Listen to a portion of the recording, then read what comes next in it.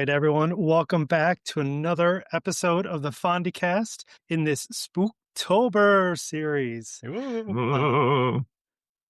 This time in particular, it is war. That is because we are talking about the 1986 sequel to Alien, the very properly named Aliens. So we're going to dive in and talk about this, playing my hand entirely, like absolute perfection of a movie. Sure is a movie. But before we jump into it, let's go ahead and catch up with what everyone has been up to. All right, I guess I can go first. So we had that week where at work where the lobby was finally closed for the renovations that we've been doing, so that the contractors working on it could actually work instead of trying to just do things piecemeal around everyone who was in the building. And it's mostly done, sort of. It's horrible the way it's ended up. I haven't worked on the front lines yet. That's opening tomorrow as we record this. It's going to be a shit show just with the way everything is arranged. So yeah, word advice to anyone who's listening, who's planning some sort of renovation, remodel, anything like that. have a plan before you start tearing things up and like cutting into the floor and stuff. Just have a plan. But being that the lobby was closed, that meant I had a lot of time, away from work because I couldn't really go in. There's only so many people that can cram into the drive. So I repainted one of our bathrooms during the downtime, and I think it turned out pretty nice. So yay, home improvement. It was easier than I expected it to be. So yeah, I feel confident about doing this sort of thing in the future. In terms of fun stuff, I've been playing through more of that game that we hinted about last time, Cody and I, that we'll be covering in a week or two probably at this point. Yeah. And I have started watching Hell of a Boss, which is the sister series to Has Been Hotel, which I mentioned I had watched some while ago. It's not as much of a musical as that one, but it's still very good show, very entertaining, surprisingly human at times, despite the fact that all the characters are demons. But yeah, it's a good time. That's on YouTube. Will be coming to Amazon Prime at some point. But yeah, you can watch the whole thing on YouTube right now as we speak. And that's Hell of a Boss, spelled Helluva. Hell of a Boss. So, yeah. Very, very fun. Check it out if you're looking for a laugh. All right, nice. Dan, are you wearing a T-shirt from this movie? Yes. You fucking nerd, Jesus. Right, all the way down. Look at that logo. Oh my God, look at you. That's impressive. All right.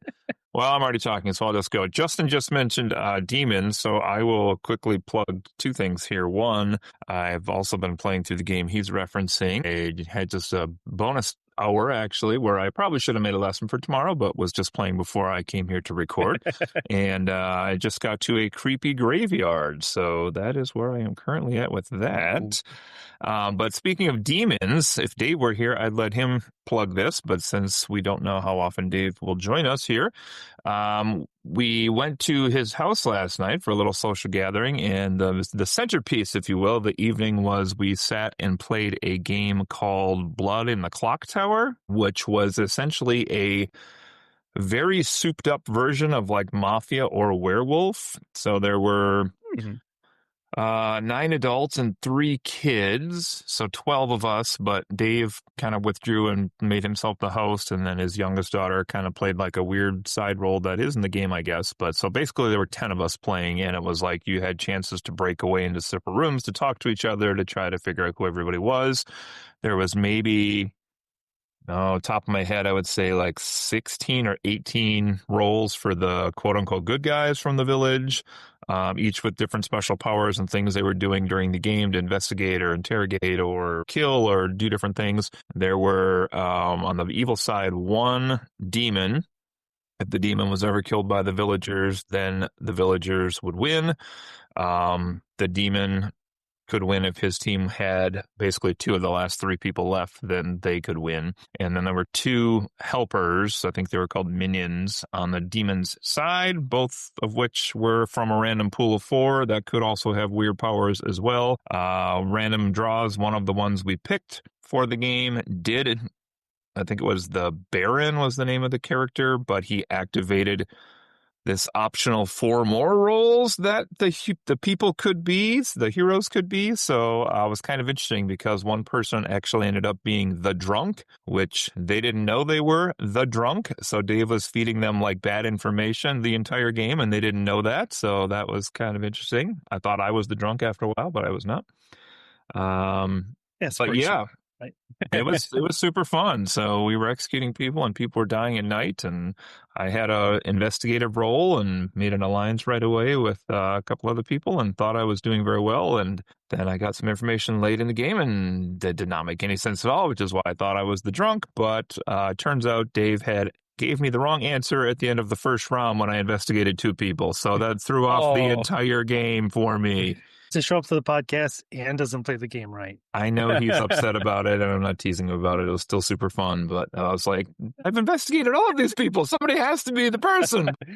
Anyway, also shout out to Dan for his 12th podcast tonight. Passing Blue. Yes. It's moving up the ranks now. Also, how about you, Cody, Jess? One brief aside. Also, Cody, if you got, picked to be on season 3 of The Devil's Plan, you can just tell us you got picked to be on season 3 of The Devil's Plan. Rather be a surprise. But yeah, go ahead. Well, Justin mentioned repainting our bathroom. I happened to be away for it. I was at a library conference doing librarian things. Had a good time at that. A couple days away from work. Which is nice, especially considering I am short-staffed, but the one person that I recently hired does have past library experience, and so nothing went wrong while I was gone. Nice. Cheers. Yeah, so I mean, at the conference, it included an evening guided tour of a local museum, which was cool. Local industry plus World War II stuff that was manufactured in the area. Honestly, I could probably spend another couple days at those museums. Yeah. That's really the big, interesting, and different thing from me. Is that in Michigan or Wisconsin? Michigan, yeah. Yeah. Okay. Cool. How about you, The Dan? libraries in Wisconsin are full of cheese anyways. All right. For me, I've actually had easygoing weeks and weekends, which is a nice change, which means I've been able to catch up on some stuff. So I've still been watching Peacemaker. I've still been watching Alien Earth, which I'm excited that we'll get to a podcast about that series eventually. I think that there is some strong thoughts, but it's definitely very, very watchable.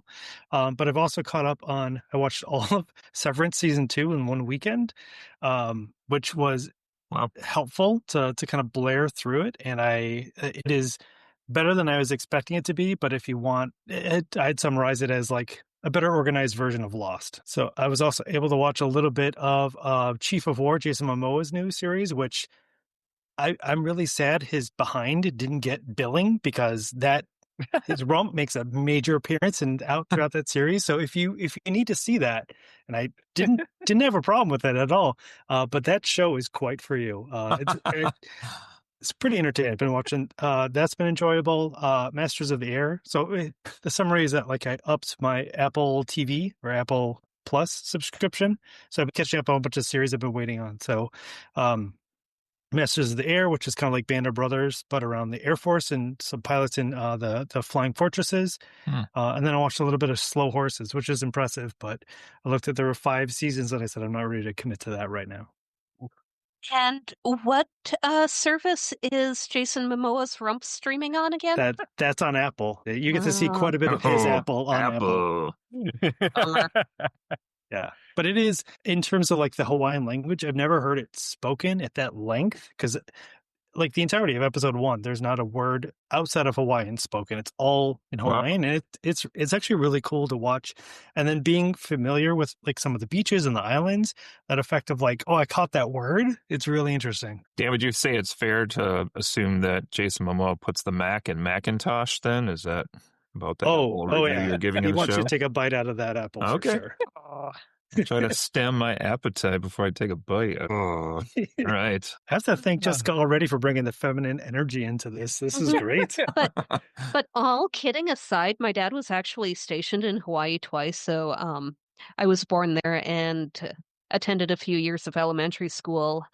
Yeah, on the island of Oahu both times, but it might be interesting to watch just, to see places that I might have been 30 Yeah. or more years ago. Yeah, it does start with a based on actual events. I'm very interested to see how accurate it is historically, but it's Hmm.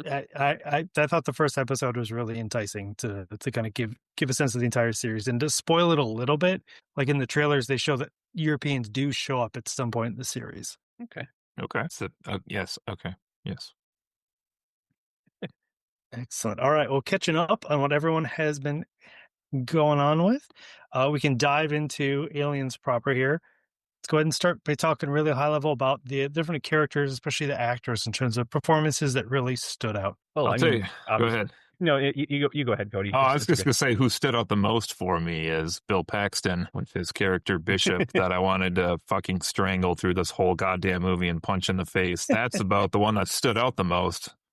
Yeah, Bill Paxton was Hudson, not Bishop. Yeah. Oh, I'm reading this notes. Are you thinking? Oh, you got the name and then the note. Sorry, I was reading Dan's little note guide here, but he has the name the opposite way. Yeah, I didn't think that sounded right because it was Hudson, and I was like, yeah, Hudson like Hudson. Mm-hmm. He's Bishop, sure. He's Bishop, sir. Hudson. Yeah, sounds like our Hudson. All right, so not happy with the artificial person. You racist. No, I'm actually talking about Bill Paxton's character. Oh, okay. I couldn't stand him. I absolutely hated him and wanted him to just get off the screen. Here we go again. Game over, man. I mean, he was an attempt at levity, I think, in a very tense sort of movie, but I could see how he would be grating to some people. I mean, part of it I think is he was just playing the character the way it was meant to be played, but I mean, basically a big dumb jock that ended up in the Space Marines who ended up not being able to handle it. Yeah. But also you get the arc of him not handling it and then verbally getting the shit smacked out of him, and then he squared up and got to work. He got things done like he needed to. This is and look where that got him. Well, yeah. Full Metal Jacket in space, yay! But yeah, he was definitely one of the memorable ones, and for whatever reason, like growing up, I always got him and Hicks mixed up, which is weird because there is that line where he's Hudson, or I'm Hudson, sir. He's Hicks, But yeah, on that note, let me look up the actor's name because I am terrible with names. But Michael Bain, I'm probably pronouncing that wrong, who played Corporal Hicks, another standout because of the male characters, he was probably the male lead, I guess you would say. It was either him or Paul Reiser as Burke, but he was certainly the male hero. But yeah, he had a good chemistry with Ripley, with Sigourney Weaver, I think. Good chemistry with the rest of the squad. And I know we're going to talk about Ripley a lot, but I'm just trying to focus on some of the other characters because Sigourney really does steal the show. But no, Hicks was just he was a standout guy. He knew how to take command when it fell to him. He knew how to get things done. He knew how to try to motivate people, at least.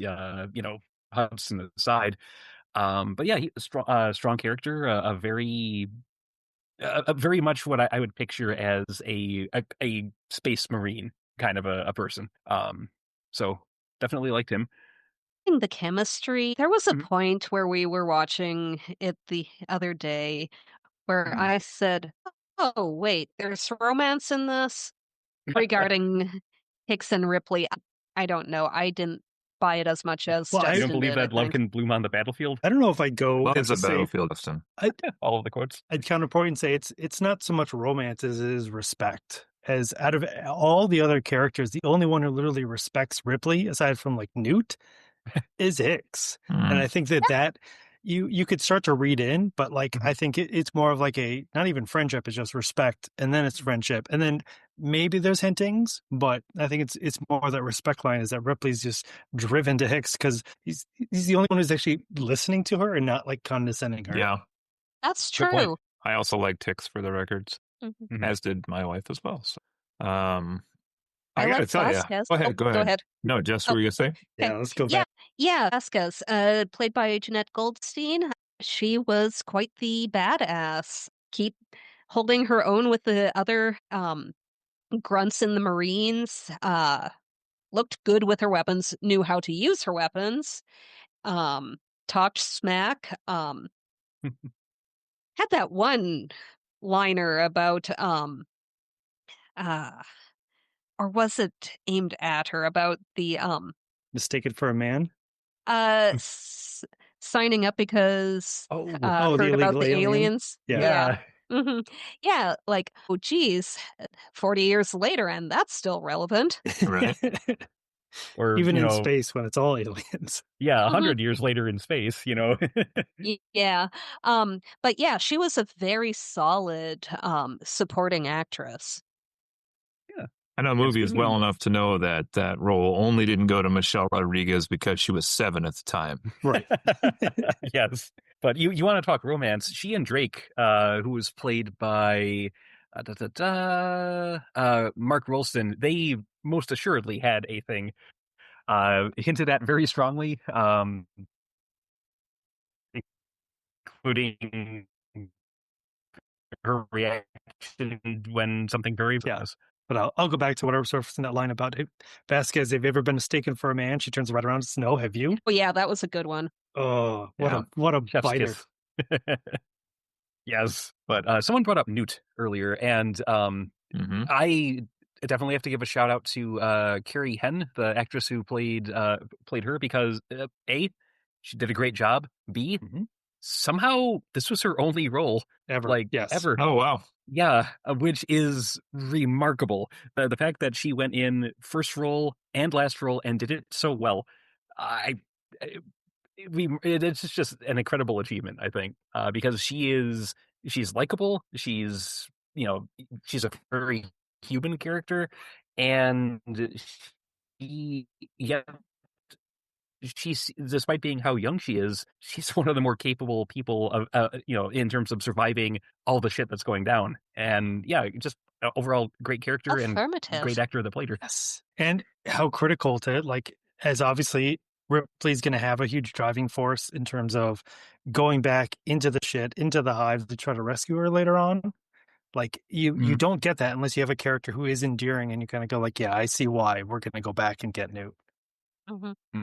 Yeah, and it's worth mentioning that she went on to become a teacher. There you go. Well done. So cool. Yeah, in the movie. Yeah. And my understanding is she is British, so the fact that that accent didn't come through very heavy too, like doing some accent work, impressive. It was here and there, but yeah. Way more than I expect someone of her age to be able to accomplish. Right. I know you're going to talk about quotes later, Dan, but I never knew where the line "they only come at night" mostly came from prior to watching this. So. There you go. And I didn't say at the onset, but I had never seen this movie before watching it this time. So,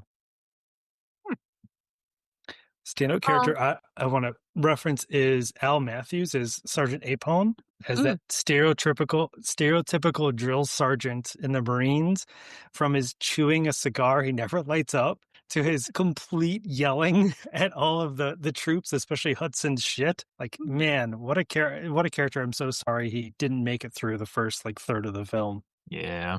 The fact that he had that cigar at the ready as he woke up from cryo sleep too, it's just like, yeah, that was amazing. It was fantastic. 2 seconds awake. Puff. Yep. I am going to speak of Jonesy, who, the best I can tell, was played by 3 or 4 cats. At least in the first movie, I could not find the names of any of the cat actors, but Jonesy did do a good job. It's true. Had a big reaction in the beginning of the movie. Yes, exactly. I gotta be honest. I could have used more cat. I'm just glad he wasn't put in danger again. Right. Yeah. Yeah, though, I mean, I don't know how long it takes for Ripley to get back to him, considering she was in cryostasis for 57 years. He's probably not still alive when she gets back. Hope she filled the food bowl. Or she left. Well, you'll have to find out in Alien 3. There's got to be some kind of service for cryo journeys like that, where they're like, hey, you just got to take care of this cat until it passes, I guess. Yeah. I mean, that would be a pretty sweet gig. Just, pet sitting forever. Indefinitely? I mean, yeah, indefinitely. I could get behind that. Yeah. All right. All right, so Of course, knowing the company, they probably recruited him, and now Jonesy's on the next ship out. So yeah, as the second survivor of the original incident. So Yeah. I think Yep. he's the alien king. That's my new theory. Like the Flurkin from Captain Marvel. I did see a fan theory about that. Oh, yeah. Oh, I'm sure. I mean, Yeah. the mouth expansion thing alone, yes, the vibes are there. Yeah, I could see it. Could see it. Any other So, cast reactions before we start talking about the plot? I mean, are we at the Kind point where we need to talk about Ripley? I suppose we should talk about Yeah, the I main mean, 'cause- character there. Yeah, where the surprise main character of the last movie and very much the focal point of this one. And man, does she carry the role well. Oh, Just, yeah, I mean, no nonsense, uncompromising on why she's going back. And when she finds out things aren't what they were supposed to be, that, you could just like feel the Yep. anger and the outrage like just boiling off of her when she realizes she's essentially been stabbed in the back. yeah. And I would say she carries this movie, but there's enough strong points in this movie that it carries itself. But she is definitely a high point in Yes. an already high sea of performances. Yeah, whereas in the last movie, she continued to be like the voice of reason kind of throughout the movie. It was nice that she wasn't so alone in the voice of reasoning in terms of there was multiple points where someone's like, yes, Ripley's right. Let's do this thing. Right. Mhm. So, Yeah, yeah. she is one of the major female action heroes of the 80s, kind of a trailblazer for being a female Yes. hero in the action movies. I think it's worth mentioning that if you dig up um, quintessential female action heroes, two of the movies that feature them are written by James Cameron.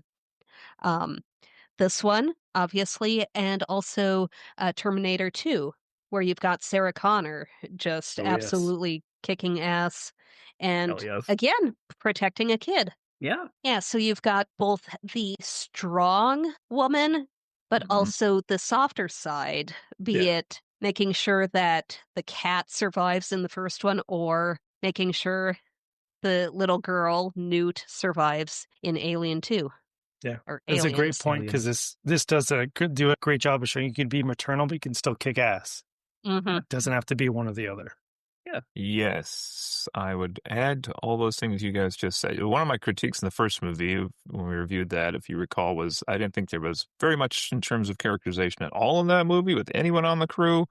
And I feel like somehow they gave like 10 characters more personality in this movie than the 7 in the first movie, Yeah. including Ripley, which I was critical of as well. Like she's just kind of there. But this movie, yes, she's a much more rounded character, right? Because now we see that she has trauma from the first movie and the nightmares that she's having of like, you can talk about that maybe in the plot, but the chest burster that she's kind of imagining when she's sleeping, and the kid has the trauma as well, and you can see that like these events with these alien interactions have really ruined these characters to where they're by far less than they were before, but it makes them so much richer of a character now, which is fantastic for us. And then, like you all said as well, I had my notes here, the inclusion of the kid, that just let the adult characters have a different side to play off on as well, which whether it was Hicks or her, whoever, I thought that was more layers they could use to tell the story as well. Also liked that. And also liked that the android in this one was different than the android in the first one. Putting that out there too. The A2s were notoriously twitchy. Oh. Still a lot of milk though, I will say. While we're talking about characters, I also want to give sorry, let me look him up real quick. Burke.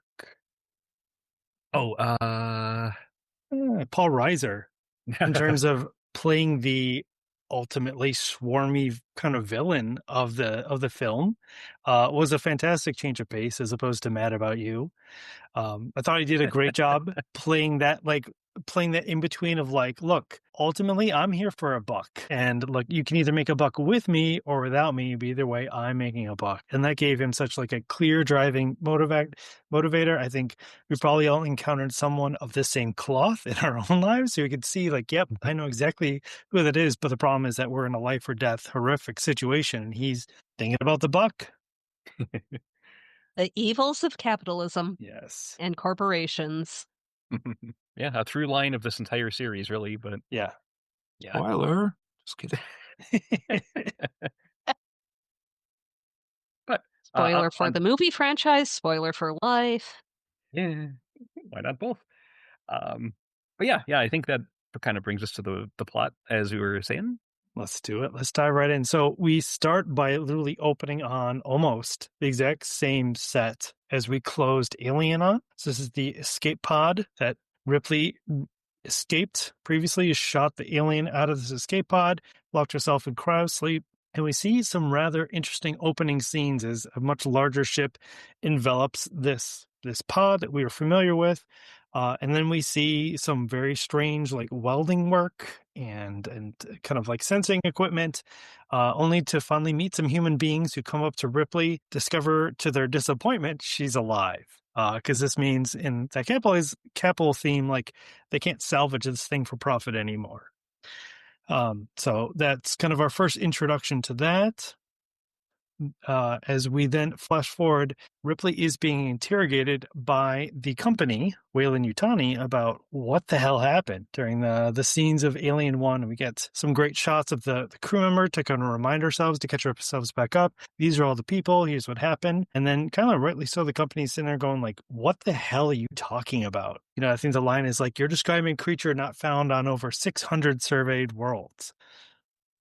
Which is quite the line. But we, having probably watched that movie and thus gone on the journey with Ripley, are feeling the same frustration she has, which is like, she survived this slasher film of an experience. And now everyone's sitting there going like, no. Not only are you wrong, but now you owe us a significant chunk of change related to this. Again, what? Capitalism. Yeah.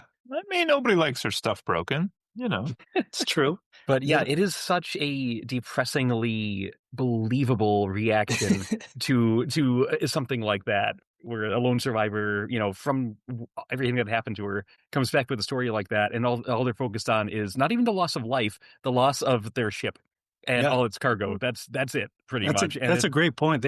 They've referenced the crew, but they spend a lot more time talking about the dollar cost, because I remember them going like, this is the amount of equipment. That's not even counting the cargo, which was full. Yep. It was also like $40 million or something. And I was like, adjusted dollars, thank you. Adjusted dollars. Okay. This was also written in like 1986, I think. Yeah. So, I mean, that number does not translate from the 80s with even adjusted at that point inflation. Well, how much did the Edmunds 20, whatever Fitzgerald the hell go this down year with? is? How much did it go down with? Was it holding money? I thought it had like cargo. No, it had ore, but the ore had a certain dollar value. Oh, okay. I thought it was just full of like a Fort Knox type conspiracy. That'd be a very different song. Yeah, right. It went down with a whole bunch of cash. Johnny included. Yeah. You hear that, billionaires? Maybe you should take some more submarines and go down there to see for yourselves. Yeah, let's do it. Start that conspiracy theory. So Ripley is told like, hey, nope, we don't believe your story at all. Go home and start working off this massive debt you have, apparently. So she does. She gets a job. She learns to drive the power loaders and just tries to kind of like get on with her life, which is obviously like not super great. We get the nightmare scene where she relives the horrific element that we explored, and that is one of the last scenes of Josie. So we continue on though, and then we get the kind of like record scratch notice that Burke and one of the Marines show up to go like, hey, you know what? That planet you said that had this dangerous stuff on that we said had colonists on, like they're not talking to us anymore. It seems a little weird. To go back a little bit, who all watched the extended version where there's the additional bit to Ripley getting back to her life, her daughter is 57 years older than when Ripley left. And we see her in the end stages of her life, played actually by, I believe, Sigourney Weaver's mother in real life, played her daughter. That's in this movie? No. So that's in the special. indie. It's an added scene in the special edition. They cut out any reference to Sigourney Weaver, Ripley's daughter, in the theatrical cut. What happens kind of in between the interrogation scene and this Burke showing up to be like, things aren't okay. Burke comes to her with literally just a photograph being like, hey, we found your daughter, Amanda, and like she passed a couple years ago of old age. And so you see this photo of like, what is it, basically like a grandma version of Sigourney Weaver. Wow. And Ripley finds out that in this process, and a reminder that like her jettisoning the pod and getting away, it got sent in a direction where there's like not heavy traffic. So what they say was like, it's a complete coincidence that like a deep space salvage crew found you. So it may have even been longer. 1,000. Right. So it's unfortunate they cut that scene because that adds so much more depth to the whole like, Newt thing. Yeah, and because clearly Ripley needed more trauma on top of everything else. But yeah, it just illustrates how much she's lost. Everything and everyone that she had known. Right. And all of a sudden even the act of coming home was literally more loss. Yeah, she found out about her daughter. Trying to start over, like the world is different and technology is different. Yeah, that's a whole hell of a lot to unpack. Yeah. So it makes sense that like she's not doing super great. She's having these nightmares. She's trying to kind of figure this out, and then to get the smack of that thing you said that was happening on this planet LV-4226. That seems like it's happening again, or something's up. And now the company that told you were wrong, they're asking you to come back out here and like advise on what might be going on down there, which is a pretty hellscape kind of question to ask someone. Like, you remember that nightmare? We need you to go right back in. Yeah. Yeah, it is an interesting twist. We don't believe you, but we believe you. Yeah. Go do this thing. We don't believe you, but something went wrong. Just in case. Just in case. Yeah. I'm sure it's nothing. You want to, like, lend us a hand here? I did, but different this time. Many about how many of the original Star Trek episodes involved them going to a space colony they had lost contact with, and they had to go investigate what had happened to the people. I mean, it's considerable amounts for 5 or 6 the episodes for 3 seasons. Yeah. Really reminds me of this, which you're getting to, but I enjoyed in this movie that. Well, I enjoyed that there was a plot in this movie, so that was nice compared to the last ones, rather than a series of events that people stumbled through. And then I liked the once they get to the planet, which you're about to get to here, because there was a good sense of hunting what's going to happen here, where the people out what's going on. So some foreshadowing. Keep going, Dad, keep going. But before we get there, I definitely want to take some time to talk about the Marine, the wake-up sequence and their prepping. This introduction to these kind of auxiliary characters. And like we said with Apon, the fact he woke up and within seconds had that cigar in his mouth, or that Hudson Sinner, like having that back and forth about like, yeah, would you get those slippers for me, Sarge? That'd be great. Like the personalities that are coming out of these characters, like just so instantaneous is really great to establish these, especially since in a few minutes they're going to put on all their gear and they're going to visually, for the most part, like really blend together. So having them personalities, getting to know their voices, like is really, really helpful. Mm-hmm. Yeah, and you get the fun little scenes like with Bishop and the other guy and the knife. Oh yeah. I remember like as a kid in school, like every once in a while, like one of my classmates would try to do that with a pencil. Oh yeah. Just all of us way too young to have been watching this movie, but we all did because it was huge. But yeah. Yeah, but it's a scene that, like, hypothetically you could cut, but man, what kind of amount of character depth and that, like, and also knowing that like most of these people aren't going to make it through this movie, like getting to know these people, getting the investment so that when the bad things start to happen to them, like you really care. Like you could definitely make the argument in the previous movie, like you got to know these characters, but they were space truckers kind of at best and kind of gnarly and gross. And like these characters all had so much more personality and it, like I felt so much more attached to these characters versus the first Aliens movie for sure. Yeah. Just I have a feeling some of that is due to the change in directors, because James Cameron, like for the most part, he always has very memorable and distinct characters in whatever he directs, whatever he writes. And it's just kind of his thing. He focuses a lot on the people, the human element, even when there's all this other shit going on. The people that are involved in it are the focal point, and yeah, it comes through in spades here. Yeah. So, yeah, just fantastic job establishing the crew, the cast. Yeah. Also, in terms of James Cameron, I give him credit too in terms of like that right use of the military and like the pluses and the minuses that come with the military and the kind of personality and the camaraderie within the military. I'll jump way ahead to talk about the Avatar film in terms of something that's another great example of James Cameron going like, this is the military. This is what it looks like on the insides. This is how the personalities butt up against each other. Like this, there was part of me watching Avatar that was like, okay, well, it's aliens with blue cats. I mean, not inaccurate, but yeah, it is a fair assessment.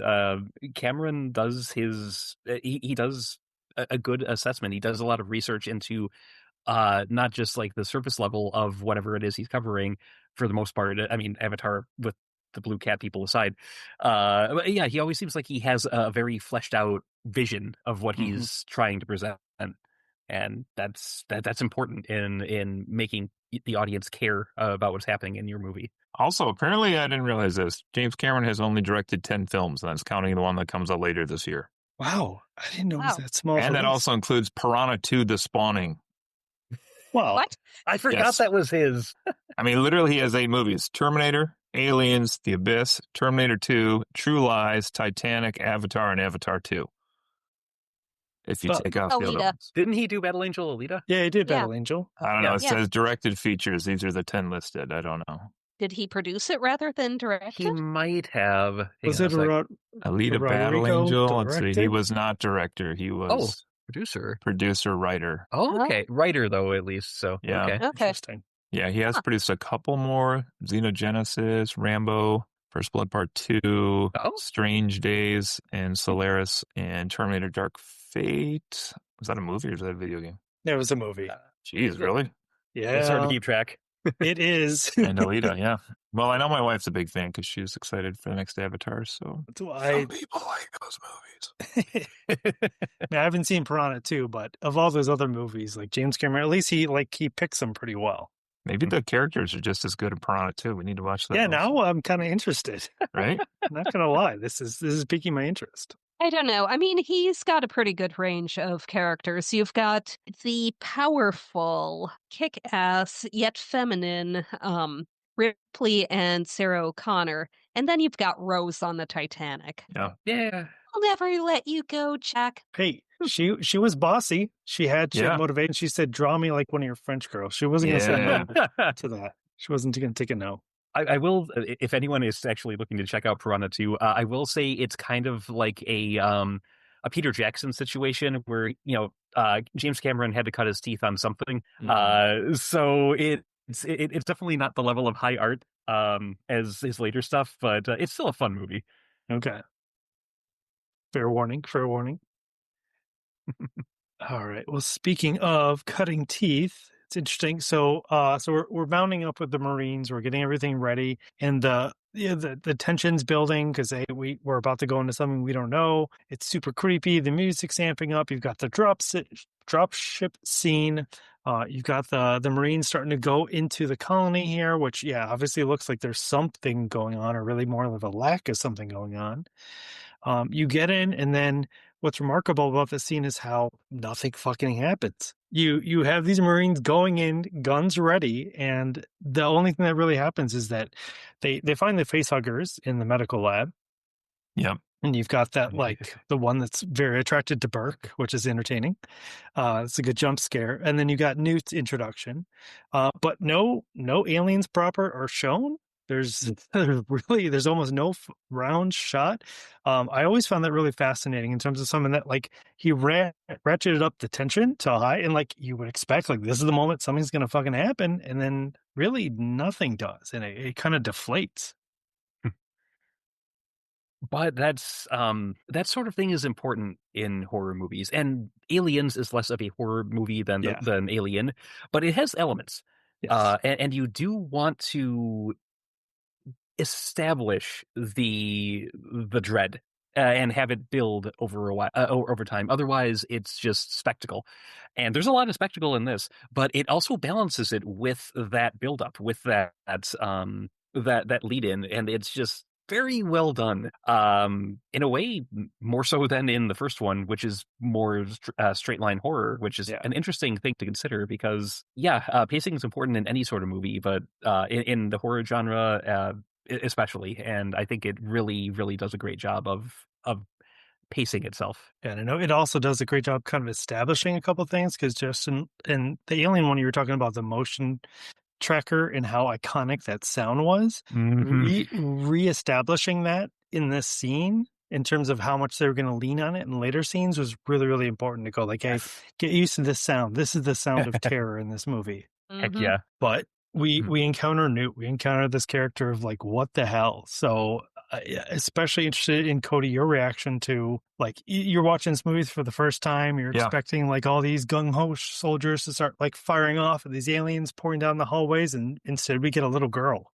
Yeah, it's kind of fun. I mean, I have a serious question about how this kid's still alive, but aside from that, no, I think it goes back to what you guys were saying earlier, right? Good horror subverts your expectations at times, and they change the formula of what's going to happen. And Justin and I mentioned we're playing a horror video game right now for a couple of weeks, and the same thing. Like, we'll go into a place and be very positive what's going to happen, and something totally different will happen there. Nothing, there'll be no enemies or something, which is even creepier. And I'm like, why is there nobody here? Like, wait a second. So it's kind of the same thing with this, where it's just this weird element you didn't expect. Unless you again watched, the 60s Star Trek show, in which this happened in a couple episodes. But this is, it's good. I mean, I like that they ramp it up, and then you get this little element that's A, very different from the first movie, and B, like it's going to throw all these characters into a whole different side of themselves than they were planning to do on this trip, which was like, now we have to babysit or protect this kid, or like what's happening now, Mm-hmm. It was fascinating. They went in hoping to find survivors, but they weren't expecting that survivor and only that survivor. Yeah, exactly. Just very well done. Yeah, I mean, Newt had quite the trove in that place that could only be gotten to by little air vents, air ducts. The air ducts, which she had grates over, so she was pretty well protected. Though you didn't see any food, I don't think. Yeah, right. Which was great when later on the medic from the unit inspected her. Is like, well, you got some malnutrition, but other than that, she's okay. So they referenced the fact that the kid was surviving on granola bars and packaged cereal or something. Yeah. Mm-hmm.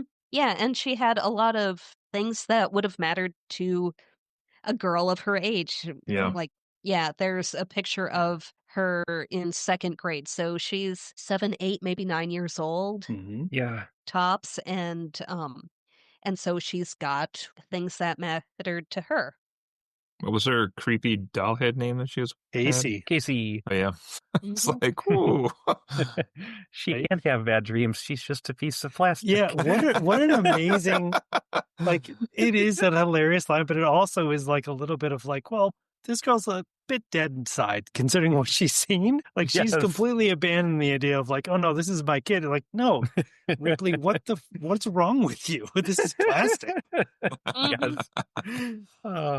Yeah, fantastic character. Yeah, it really is. And I also like we're saying in terms of all the other characters kind of played off or didn't play off, and that kind of told more about like their motivation. I mean, Burke, like he was trying to get some information out of her at most. That was it. Same with the lieutenant leading the troops. Like, hey, like I need facts.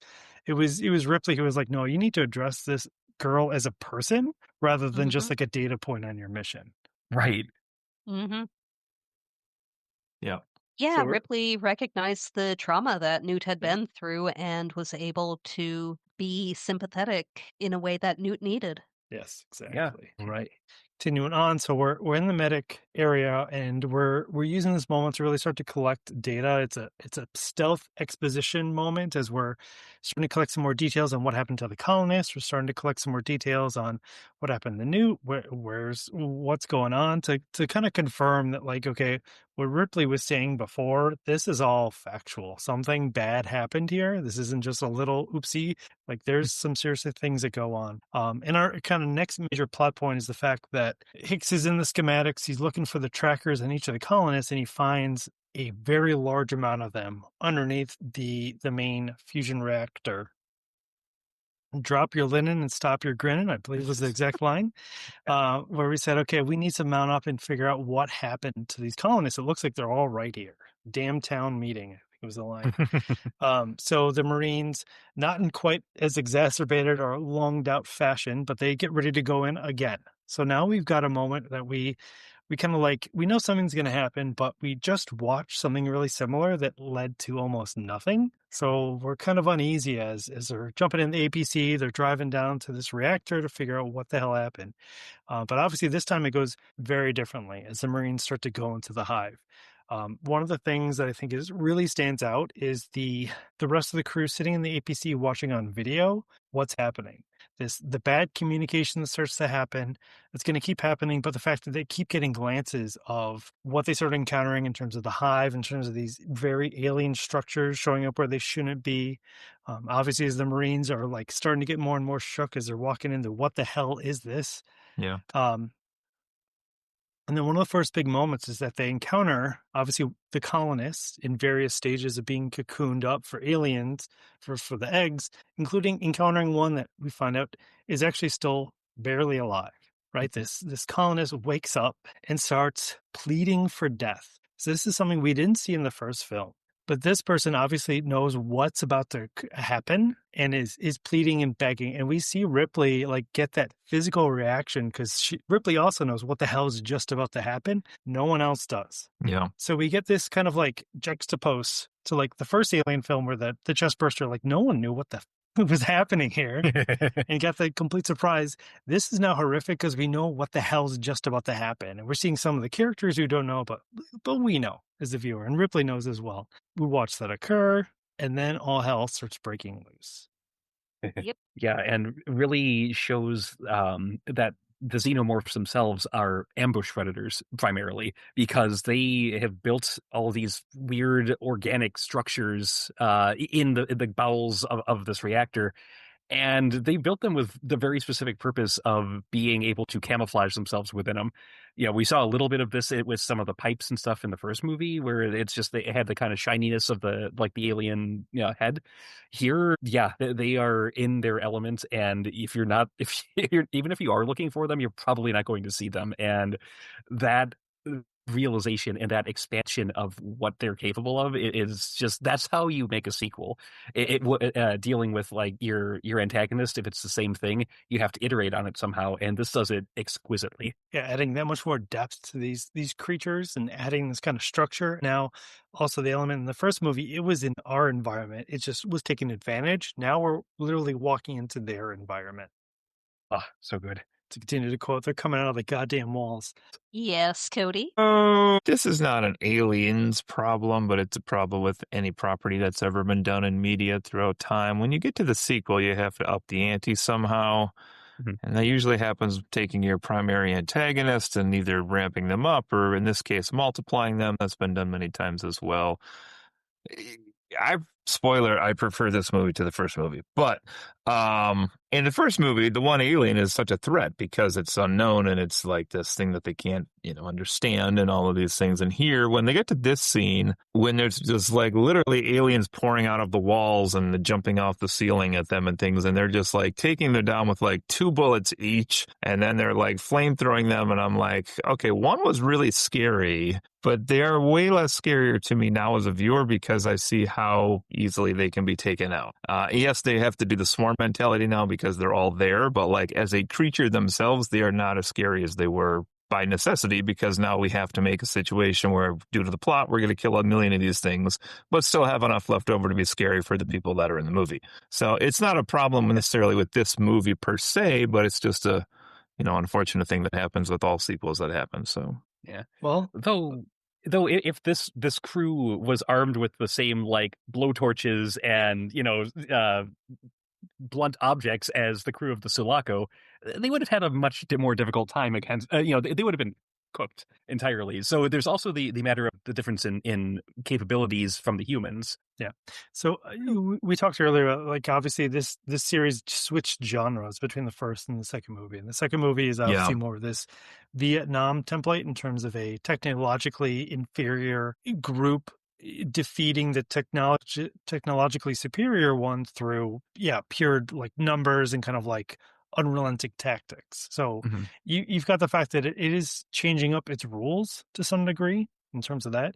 You also have the fact that the Marines, they're not even able to use the weapons they came in with, right? Because at the beginning of this scene, they realize, hey, we can't have these rounds puncturing the fusion reactor here, so let's sling magazines. And you've got Marines that are half armed, or the smart guns, Vasquez and Frost, they managed to kind of like re-enable their weapons so they could fire again. So you've got soldiers that are like not as equipped as they should be. True. So that sudden reduction of what they came in there with is also a way to up the ante and ratchet up the tension as well.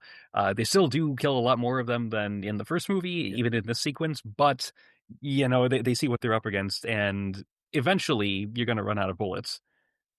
There is also an in-universe kind of twist on this where in the first film you've got that Solo alien who, like, to some degree knows it is Solo. It's changing its hunting patterns. Where in this movie, I think that's part of the reason why, like, their head shape is a little bit different, because it's got kind of the divots. It is reflecting these are drones of a larger hive, and thus are a little bit more inclined towards the swarm tactics, towards the fact that, like, we're not solo. Survival isn't the most important thing. We can sacrifice ourselves, which is a drone behavior we see in the real world. Yeah, and am I remembering correctly that these are smaller than the Solo alien? Yeah.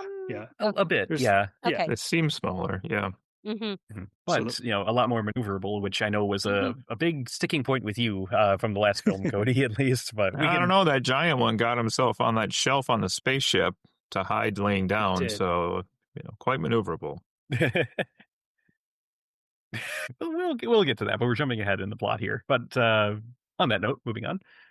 Well, so we have obviously this confrontation starts to not go well. We've got all these, like, very horrific images that they're seeing the NPC of, like, Sarge is gone, let's get the hell out of here. And then they're trying to call a retreat, but, like, the communication isn't getting through.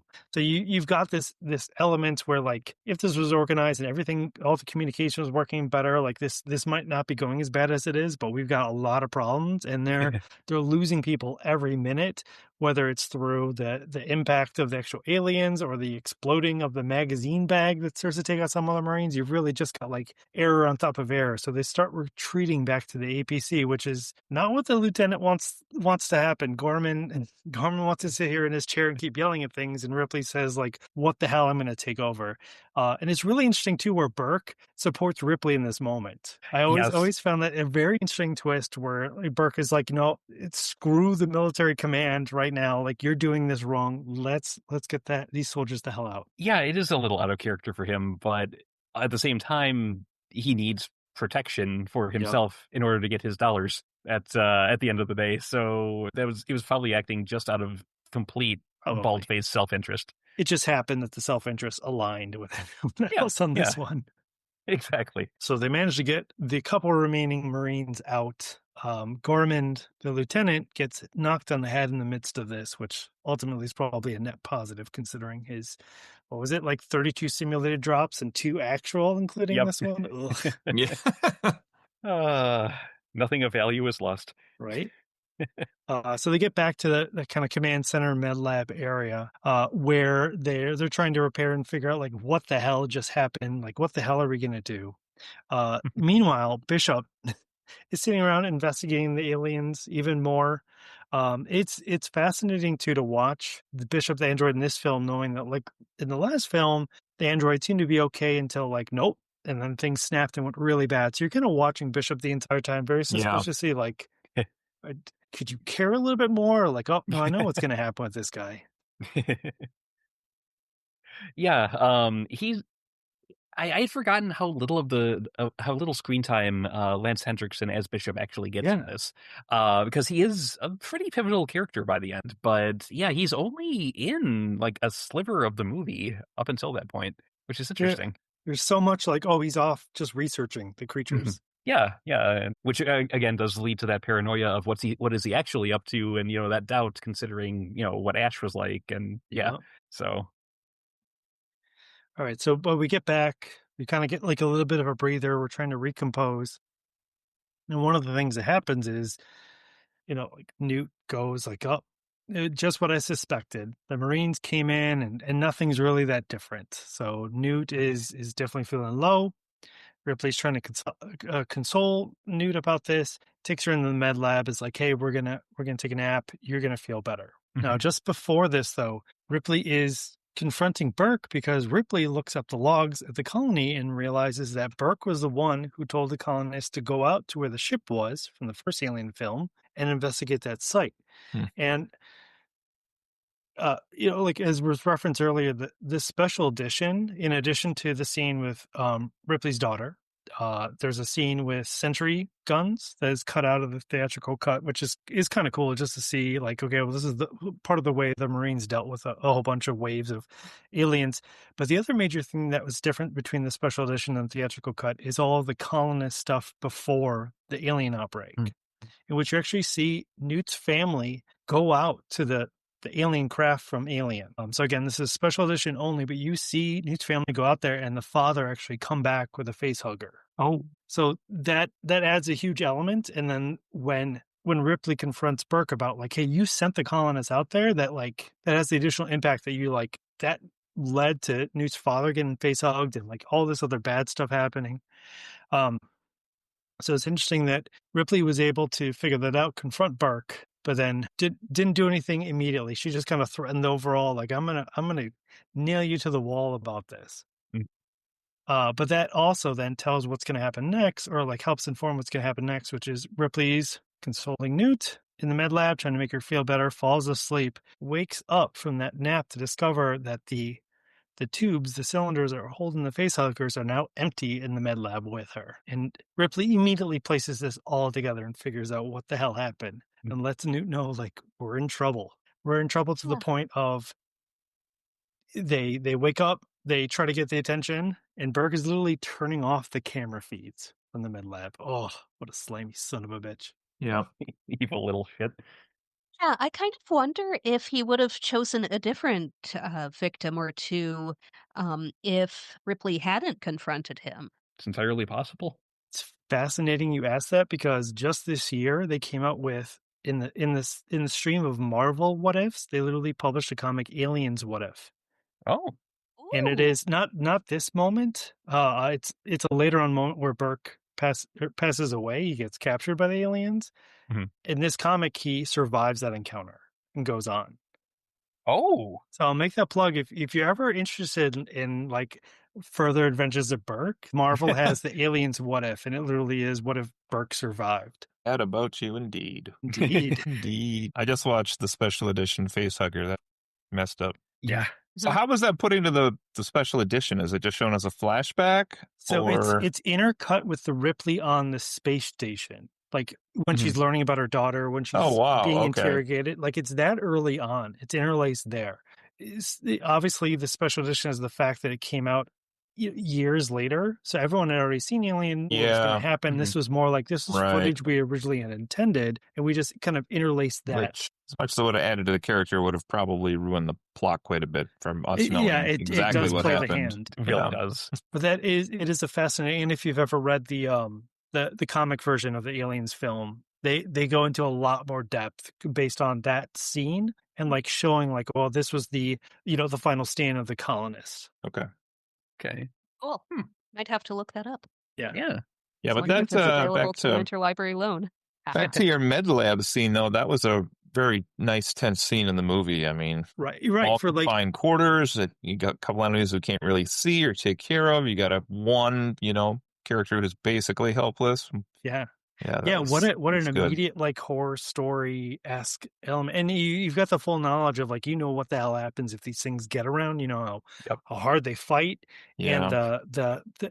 but what's really different as opposed to the other times is that you've got a human that's overseeing and making sure this happens. That's the element that is especially terrifying, is that someone is literally like maestroing Orchestrating behind this. all this. Yes, orchestrating this. Yeah. Who are the real monsters? Right? You don't see them fucking over each other for a percent. Yes. hmm All I right, think they're so smarter than that. yeah, right. They're working together. Yeah. So obviously, spoilers. Ripley and Newt managed to get through that incident through the fire detection, which was a great move, and it was great seeing the surviving Marines kind of like rally against and like save some of their own. Because at this point, I'm sure they're like, well, if we can't save the kid and this girl or this woman, like, what are we even here for? So Right. it was probably a little morale boost for them, but then they all quickly, and it's great that Ripley, like, there's not a second between like them getting saved and Ripley telling them like it was Burke. Burke did all of this. Yeah. Yes. Oh, and that felt so great as the Marines are now like interrogating, literally throwing Burke up against the wall, being like, "You're dead." And they believed her. Yep. And excellent point. Mm-hmm. They did. Yep, especially considering she wasn't believed in the beginning. Yes. Now they believed her. Yeah. Right. Excellent point. And them talking through that, like, well, no, they wouldn't get it through quarantine. Ripley, like, yeah, you're right. She sabotaged. Like, it was great, and just watching Burke sweat. I mean, like, Paul Reiser did a great job showing someone who, like, they were nailed to the goddamn wall. And then they cut the power. What do you mean they cut the power? How could they cut the power, man? They're animals. What a fantastic way to like to like reset the stakes. Because now a lot of your technological bonuses, your cameras and whatnot, aren't really going to help you. But to also like set that mode, and also the choice of changing the color palette. So now we're in this emergency red lighting for everything. Oh man, I was actually surprised they still had power in the base to begin with, to be quite honest. Right? Well, it's a nuclear reactor. I mean, it's going to keep going. Yeah. So I guess just seems like the aliens would have done something that would have affected that, but maybe not. Well, the emergency event goes off, so they know the aliens are affecting the power plant at large. Like, it's not going to last much longer, but they haven't affected it enough yet to cut the power until that point. Yep. Yeah, and I think the fact that the power is on when Ripley and the Marines get there gives it such a surreal feel. Yes. Mm-hmm. Yeah. Like, maybe things aren't that bad? Yeah. Why is like, how bad can it be? Working? All the lights are on. I can see that bar sign on the one bar. Yeah. Well, so creepy though. Mm-hmm. Yeah. So we cut the power. We're in the red, and then we use those motion trackers to high effect. Because obviously we're using that tone to know like it comes closer, and something that like was kind of done a little bit in the Alien film, but like obviously is done to a much larger extent here, is the kind of like that's 3 feet or 6 meters. That's like that's inside the room. It's inside the room. Where the hell are they? Mm-hmm. And the fact that you've got that like that moment where Hicks gets up into the ceiling and slowly turns the flashlight and views all the aliens climbing in the ceiling, and just like that immediate like flip over to like he doesn't even land before he starts shooting. Yeah, fantastic reflexes and training and all that. Yeah, exactly. And that then gets into shows the Marines and the aliens, the confrontation that you were kind of like expecting in the landing scene, and also the hive scene where like the Marines are like well fired, disciplined. They're burst firing and taking out. There's just hordes of aliens now. Yes. And, in close quarters, obviously there's collateral damage considering what these things are made of. So, they really played that up too. And it's showing that even with that, superior firepower, it doesn't matter if they close the gap. And how are the Marines smart enough to look through the air ducts, the air vents, the doors, and the tunnels below them, but never once thought to look above them? It's not in the schematics. They had all of the blueprints, like for each floor with what was on each drop building. ceilings were not in the schematics. They were like, we got to look through all of, but how did they get in then? That's my point, right? If they have everything sealed off from below, then obviously they came in from above, which they were just not smart enough to be like, hey, let's also check above us. I'll give you that as a fair point. Okay, there we go. They looked at the schematics. They tried to cut off all the entryways. I would argue that there's something that, like they said, wasn't in schematics, something that the aliens, maybe they sealed up, but the aliens are actually able to break through. And the point about the swarm thing is it's a matter of when do they get in, not if they can get in. Right. And we've seen them even in parts of the sequence, they can bust down doors. Like the doors are buckling under the force of their assault at one point. So yeah, say you sealed up an air shaft or whatever. Okay, they get to that blockage and they just tear through the side. So yeah, there are ways, and like Dan said, it's just a matter of when. So right. So now we've got the situation that, I want to pause here though and give Hudson the death scene he so rightly deserved and earned in terms of him screaming profanities as the aliens are pulling him into the subfloor. In the end, he did use harsh language. He did. He really did, to massive effect. But now we've got the escape sequence as Bishop is now coordinating the remaining drop ship from the Sulaco as their escape mechanism. The survivors are trying to get out of the command center, med lab, kind of surviving, but they're getting picked off in various ways. You got Vasquez doing a great, picking them off as she's going through the air vents until she rescues Gordon, and who's always been an asshole, sacrificing himself with the grenades, which is great. Yep. And in the end, I mean, clasps hands with him. It's just like, well, if I have to die and I have to die with you, at least we're still comrades in arms, kind of a thing. It's just that visual bit of storytelling there. It's just really well done. Yeah, much as I would have preferred Vasquez to survive, she still went out. I mean, well, with a literal bang, but yeah, it was a fitting end to such a badass character. Yes, exactly. Yeah. Rightfully so. That bang, however, did impact Newt's attempt to climb up this. And this is a moment where the structural design of some of this colony leaves a lot of questions, in addition to a lot of safety concerns. OSHA is just flagging everything. And this, have you seen how the Weyland-Yutani Corporation runs things? Are you surprised? I will give them credit. There are handrails, or they're a little bit above the Empire in Star Wars, but not much. Yes. Building giant water wheels into your floor schematics is not the way to go. Same, building better worlds, not necessarily safer, just better. Right. Yeah, so we lose Newt in this, and it kind of repercussions. The sonic boom of the explosion shakes Newt, and she slips down. So now you've got Ripley and Hicks kind of going what the hell are we going to do? We just lost one of the remaining survivors of this. They managed to put the motion tracker on Newt earlier, so they're able to track her. So they're tracking her down. We're again getting this.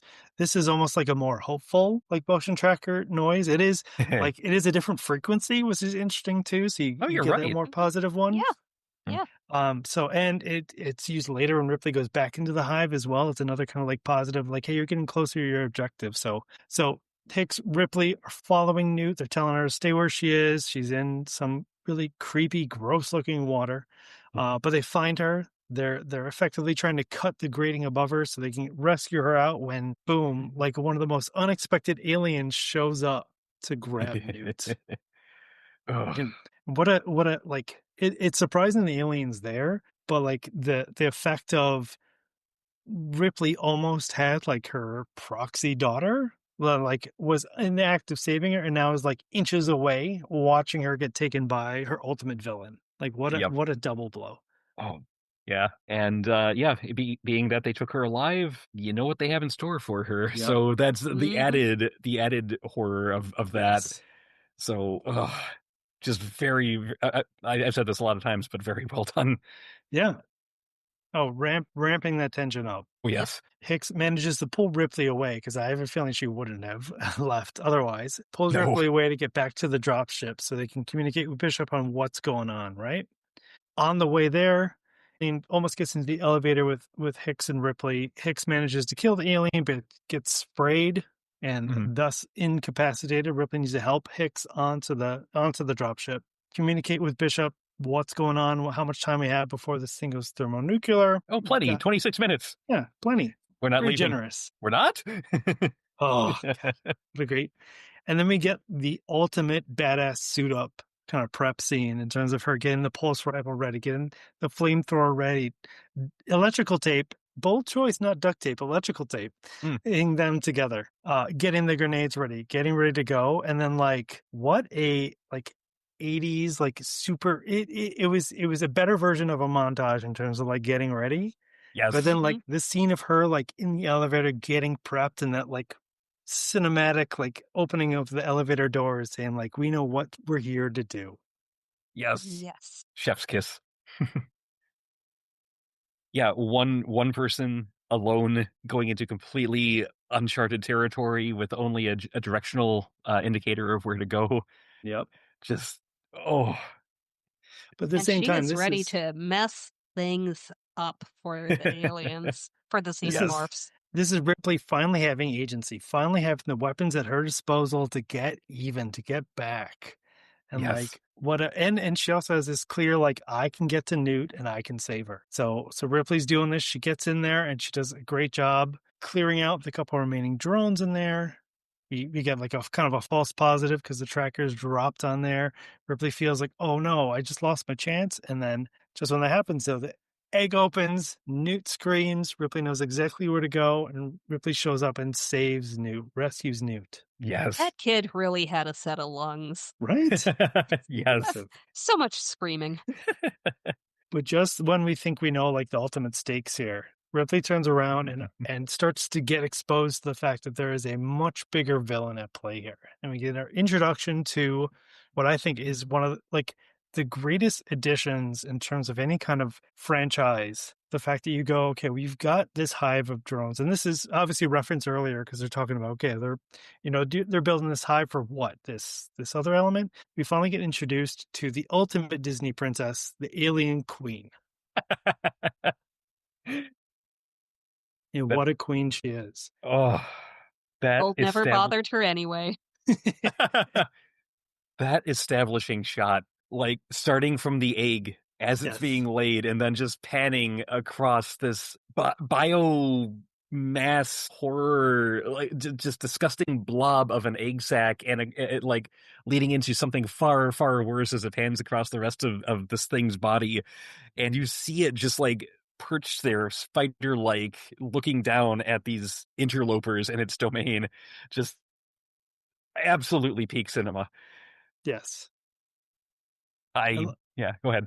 Well, yeah, it's hard to make another comparison in terms of just immediately in one shot up in the ante, putting major puzzle pieces together and also giving Ripley's character a you obviously had a problem with all these little aliens, but this is the source. This is where this shit is coming from. Yep. And seeing they are more than just mindless or at least cunning animals. The queen notices them and gives a brief little gesture, and a drone starts coming out of the woodwork. And Ripley gives them a reason not to with the flamethrower. Right. And there's a very clearly a command given, nonverbal, just completely somatic from the queen, just another kind of gesture, and they back off. So they have some sort of thinking going on. It's not just instinct, it's not just cunning. They are smarter than they look, and that is it's a small addition to the scene, but in a way it's one of the more terrifying elements, I think. It's also such it is that scene is kind of the reason why I was put me on this segment, please. You've got the heroine and the villainess coming to an understanding. Hey, you leave my child alone, I will leave your children alone. Let us go. I'll be nice. Yeah. So there's that interspecies communication at a maternal level that allows Ripley and Newt to get away. Then, yeah, Ripley backstabs the alien queen and torches the place. Whoa, hold on. Well, The she was queen provoked. opens up an egg. It was the queen. The queen made the first misstep. She opened up an egg, and Ripley was like, "Oh, bitch!" Yeah, that head tilt. Our thing is Fair. off, right? The head tilt. Mhm. Yeah, but it's a fascinating concept, and especially in terms of like an action movie, they're going to take a pause to do this like non-verbal, like standoffish. You know what will be neutral. Granted, Ripley has the knowledge that spot is, in 20 minutes going to be the vapor cloud the size of Nebraska, if I remember right. So yes, yeah, it's just kind of. I mean, yeah, I love the fight scenes, but that is the moment of the movie for me. It is choice. And it is a moment too that like I know the soundtrack I bought, like that was the image, is Ripley standing there with Newt in her arms, like in the hive, and that's one of the big iconic images from the movie, is exactly like you're saying, that moment. Yes. So Ripley, when the queen backstabs her, Ripley goes full on rage mode and just starts torching in various modes and using all the weaponry she has accumulated in total badass dumbness. And really starts like dismantling the hive, even though she knows it's all going to go away here in 20 minutes. But I'm going to make some impression and talk about like the amount of rage she's working through and like residual trauma that is being accounted for in this couple moments. Like, man, that must have felt good. But one of the things it therapy does, session, right? I mean, who wouldn't want to exterminate your enemies as part of therapy? That is therapeutic, very healing. It does have the effect though that causes the queen to come off of her eggling throne, and that just rip off that ovipositor. Right? It feels a little weird. I mean, like we haven't talked a whole lot about the special effects yet, but like that is such a visual image. It's quite resonating. Yeah, all the goop, like even when Ripley's like opening up on the egg sac itself, just like the thick viscous syrup, like that's pouring out of it. It just it's so gross. Definitely yolks and egg whites coming out of that. Yes, it was just it looked very organic. It looked very convincing, and it's disgusting. So yeah, I think we can say the effects aged well. Yeah. All right, so now we're in a stage where Ripley and Newt are just trying to get back to the dropship. The alien queen, though, is starting to chase after them. We're getting hints that she's coming. Ripley and Newt make it to the elevator. The alien queen catches up, but not quite in time to get inside. Ripley manages to use what remains of the flamethrower fluid to push the alien queen away. Gets up. We kind of think like maybe things are okay, but we have a little hint as the alien queen looks at the other elevator. Ding. Right, which I like. Upon rewatching it, like Ripley does hit that elevator first and then goes over to the other one. So Ripley did call the elevator down to that level, but all right. So we're getting out. Ripley and Newt get to the top of the elevator where the dropship should be, but the doors open and you have that panic moment. Ripley's like, "No, the dropship is not there. Holy crap! What the Bishop, hell, you are son you of a do?" bitch! Right? Yeah. Goes to the edge of the platform and is just like, close your eyes, like, oh shit, like that Toy Story 3 acceptance of death moment that happens there. It's a little rough. Indeed, I hadn't realized it was actually probably a callback to this, but yeah, there are parallels. Yeah. And then just when we think like it's bad, like the elevator doors open, holy shit, the queen managed to fit into that thing and apparently press the button and the right button. And Cody, I'm going to give you this point in terms of like what I think the odds of that seem very, very low. Maybe there's only a couple floors, but like that in terms of my rating, like that's the one kind of like, really, that they managed to get to that floor. But as the doors open up, who shows up but Bishop in his heroic dropship to save their ass. Yeah. So yes, he does, in all his milky glory. Obviously, there's a confrontation. It's not quite as simple, but Ripley, Newt, Bishop, and Hicks all manage to get away, but they're racing away to try to get out of there before the explosion. They manage to get out. Huge shockwave. Oh my gosh, I think we're almost not going to make it, but they do. Music changes in terms of like, hey, now we're celebratory. We've made it. We're just going to go back to the Sulaco. Everything's going to be okay. Wait. Oh, wait. There's more. So this, I'll flash back to the Alien film in terms of we had a similar moment in terms of like Ripley gets the escape pod. We think things are going to be okay, but then they're not. Mhm. So you could kind of get a little forewarning that maybe, and James Cameron is not opposed to a like late third act twist, like adds another level into this. And in this one, I think it was done a very interesting way in terms of like the music real low and like Bishop and Ripley are doing this exposition. Oh, the platform was unstable. No, you did a great job, Bishop. And then you just get a couple drips of the acid, and shit's about to go real south. And then in terms of all of its milky glory, Cody, you've got an evisceration the likes of which I haven't seen. It's been a hot minute. Yeah. But yeah, you had wondered how the xenomorphs would react to artificial life forms. Yes. I think, you get your answer. They tear through them like a hot knife through butter. They're torn on it. Yes. But, poor Bishop. Justice for Bishop. But at this moment too, you've come to accept, okay, Bishop, like I was suspicious of him. He definitely like had moments where I was very concerned, but he's won me over, and now he's shown up with the kind of cavalry of the dropship. So now I'm endeared to him. Like things are really good. And at that moment, as you go run one over, that's when they split him in half. Yeah. Yeah, such a gross and effective scene. I mean, yes. But So now, I mean, he's down but not out. But Yeah. go ahead. Yeah.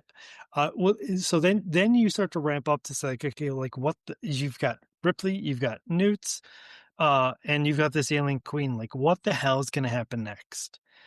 Ripley instructs Newt to get under some kind of grating area, which kind of makes sense as Ripley runs and closes the door in front of the queen. So Ripley is obviously trying to like get the queen to focus away from Newt, but only temporarily. But I will say Newt crawling through the grate and the queen like is just ripping off and trying to get at Newt. What a claustrophobic, horrific sequence. Like an absolute tension of like, what the hell, this little girl.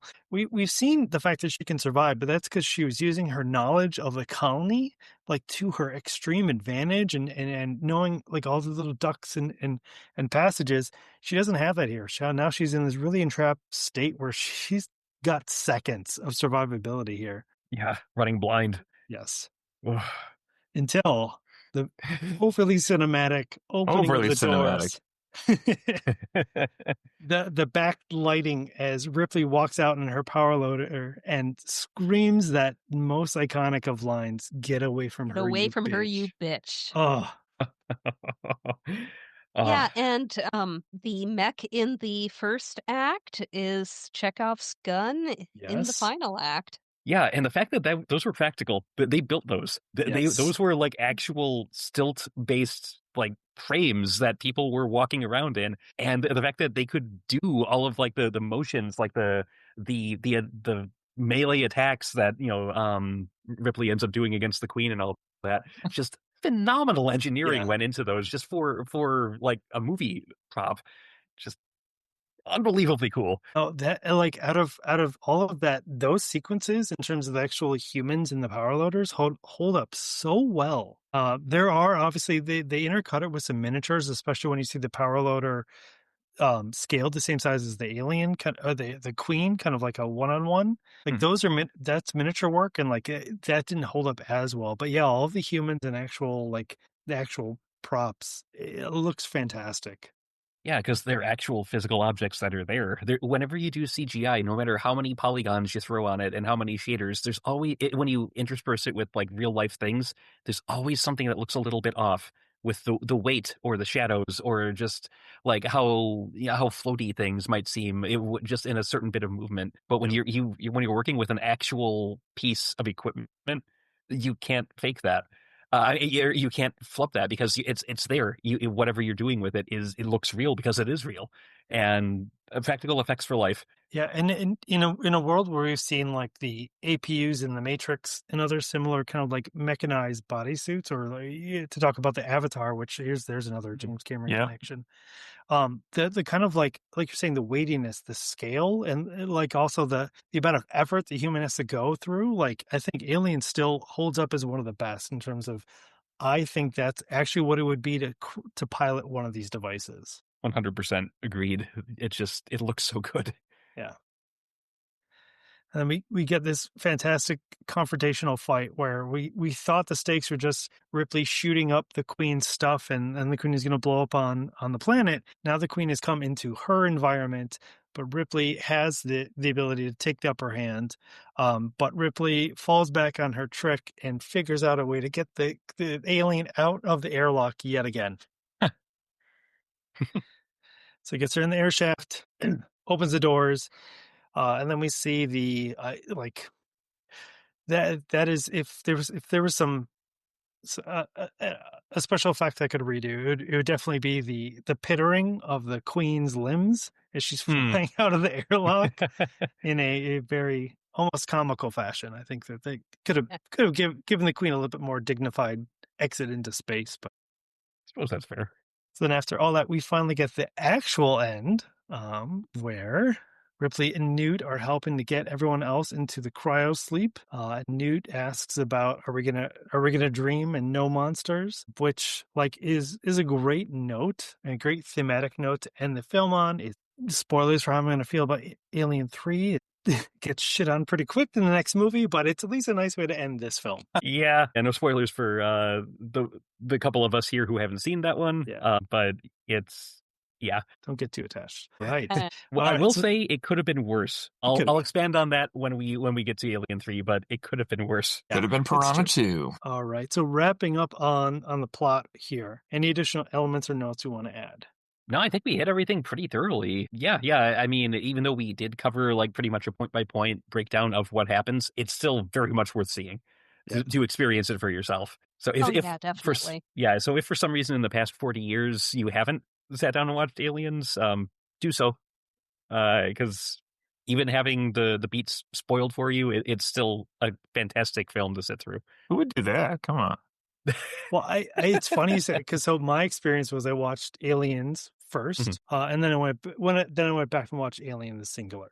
I had kind of a different experience, and I can tell you exactly why, which is that I was 8, 9 at the time, and they came out with a series of Aliens action figures, toys. So I remember marketing, as the 90s loved to do, toys towards kids about an R-rated movie. And all of the ads on TV were scenes from Aliens. I distinctly remember those doors opening when the Marines were first showing up on the colony as one of the main elements of that. So I was heavily invested into the Space Marines versus the Aliens thanks to these toys.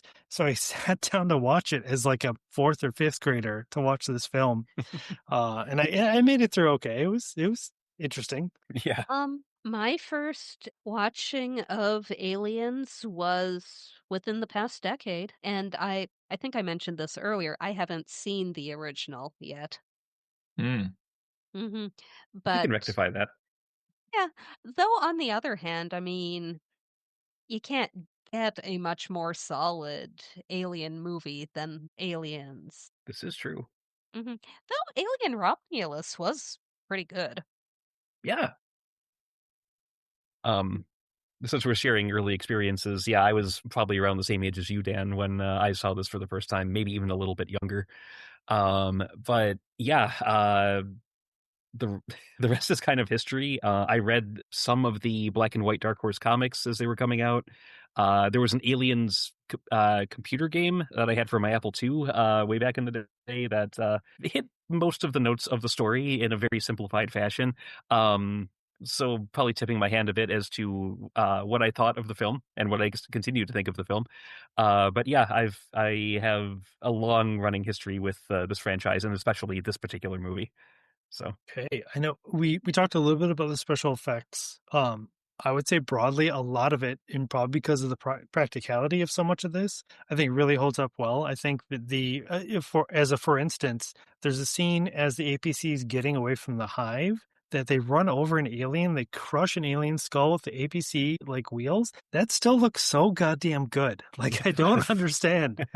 But in a world where they obviously didn't have CGI to lean on, The couple qualms I'd really have is that there were some scenes where it was very obviously like the kind of like screen projected items kind of on the background, especially as they're kind of like waiting for the APC to come pick them up that ultimately crashes.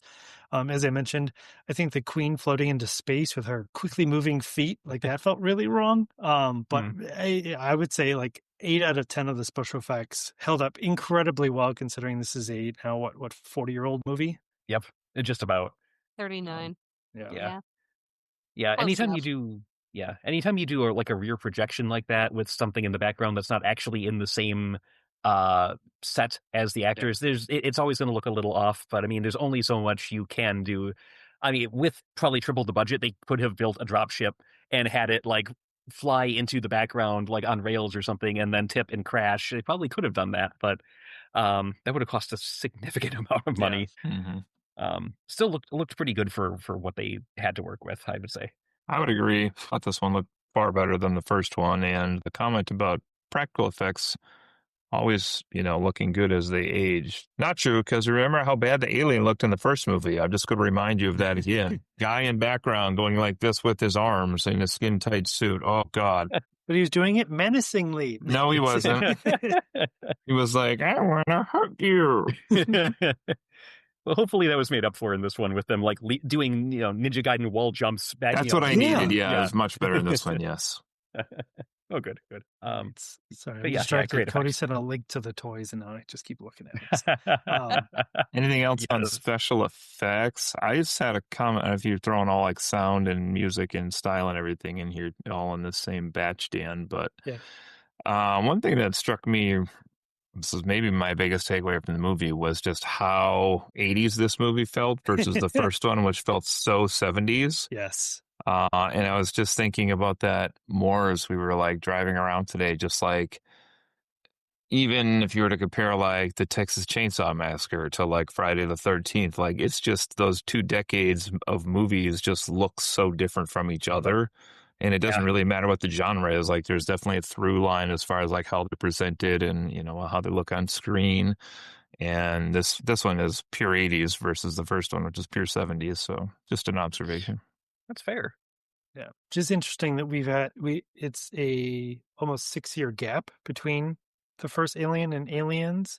Probably multiple reasons why there was a big delay. The story I heard that finally pushed this thing into production, though, is that James Cameron took a meeting, and obviously he's had the success of Terminator 1. Apparently he walked into this, exec board meeting and wrote the word alien up on the whiteboard, and then he wrote aliens, except he then put a cross through the S as a dollar sign.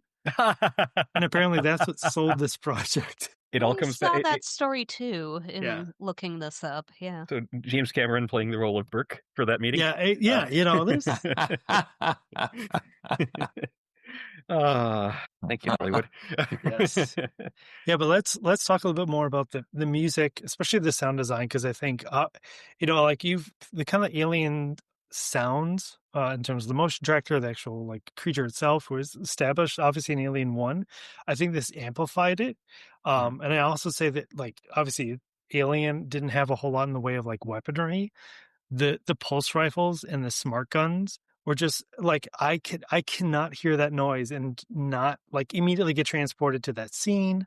Like the visual of it, it's phenomenal, and that it's so good that we were talking about Alien Romulus. To kind of give a spoiler for some of the other episodes we're going to do in the future, every movie that kind of pays tribute in some way to the sound design in Alien 1, but even more in Aliens, like it resonates better with me. And it's a strong bias, but it just goes to show how well the sound design, the elements, and like how iconic they are in this movie. Yeah.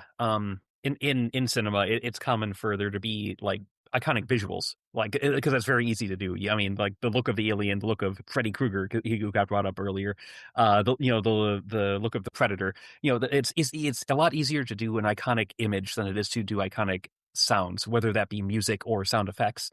But James Cameron nailed it here. It is a very pleasing movie to the eye and to the ear, I think. And I know, Cody, you said you had issue with there being not a lot of music, or what music there was in the first one not being great. What did you think about like the soundtrack in the sequel?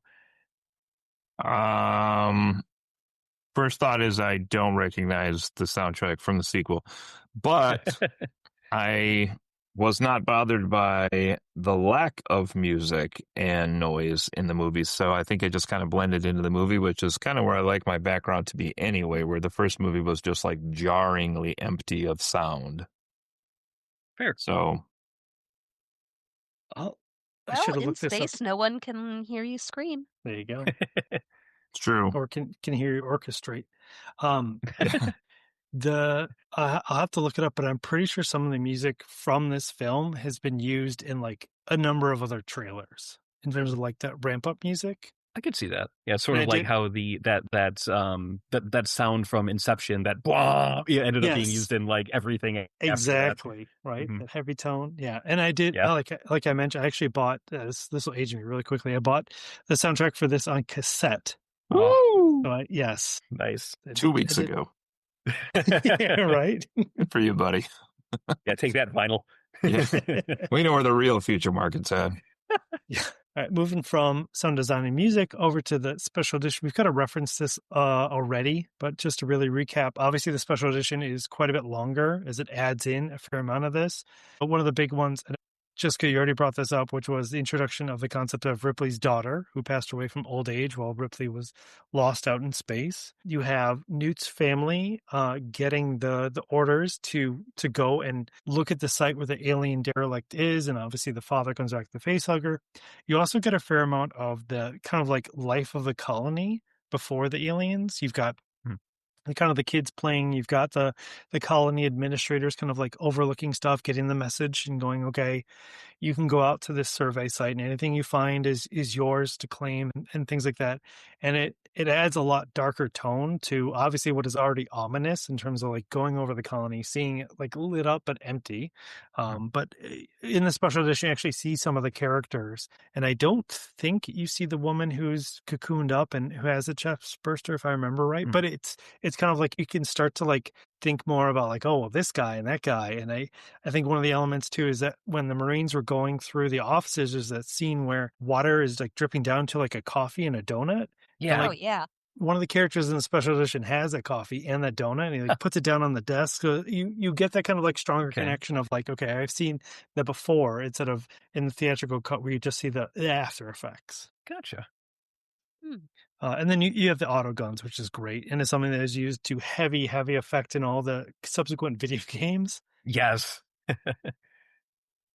Sure. So I do recommend the special edition if you have a chance. It I would say maybe not for your first time viewing, but afterwards, if you ever want to see it again, go seek out the special edition. Yeah. Yeah, and fun fact, the actress who played Newt, it was her real life brother who played Newt's the brother brother in the movie. I didn't even know cool. that. That's great. All right. Any closing thoughts before we get to the ratings?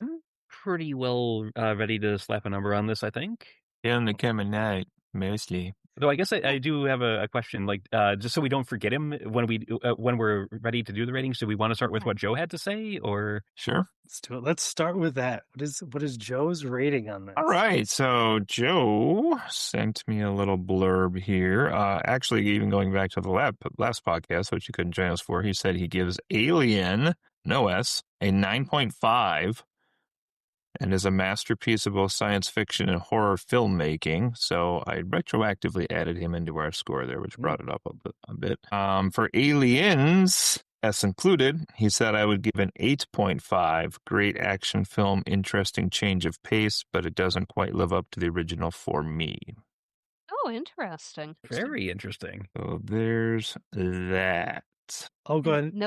No extra justification on any of that? No, he literally, I messaged him like 10 minutes before we went on the air, and he's like, I was going to write something up, but I didn't have time. And, and then he sent it to me and was like, here it is. I was like, okay. We got a rating at least. So yeah. So I'll throw my rating first, which is like basically the opposite of him. Can't go to 11, Dan. I'm thinking about not with that attitude. No, I mean, I give this goes to 11. a 9.5 in terms of like, this is, and I said on the previous podcast, this is my favorite movie. This is the thing that like default, I have some time, I'll throw this on in the background and just watch the couple items. The mere number of quotes that we were all able to like elicit out of this, I think shows how much not only like it is a memorable movie, but how much it is permeated into the pop culture. I mean, so many of these quotes that we've said are referenced in some other like show or cartoon or something else. I think it really is, and it obviously the 0.5 represents it. There's a couple minor qualms or problems, but I fully admit my bias that I like look past that and just go like, this is probably the most. It is incredibly 80s, but I think it is one of the most perfect, like just pure on action movies that has ever been created. Okay, I can go next. So this is pretty. Actually, no. Most of you know me well enough to know that I generally don't. I'm not a Sith. I generally don't speak in absolutes. But this isn't one of those times. There's no pretty much here. There's no damn near here. Aliens is a perfect movie in my eyes. It is one of those films where if I channel surfing for if I'm somewhere that actually still has cable or whatever, and I stumble across it, I will watch it. It's right up there with like Naked Gun, which is another movie I'll just watch whenever it is on because it hits all the right notes. It never gets old. It just feels right on every level.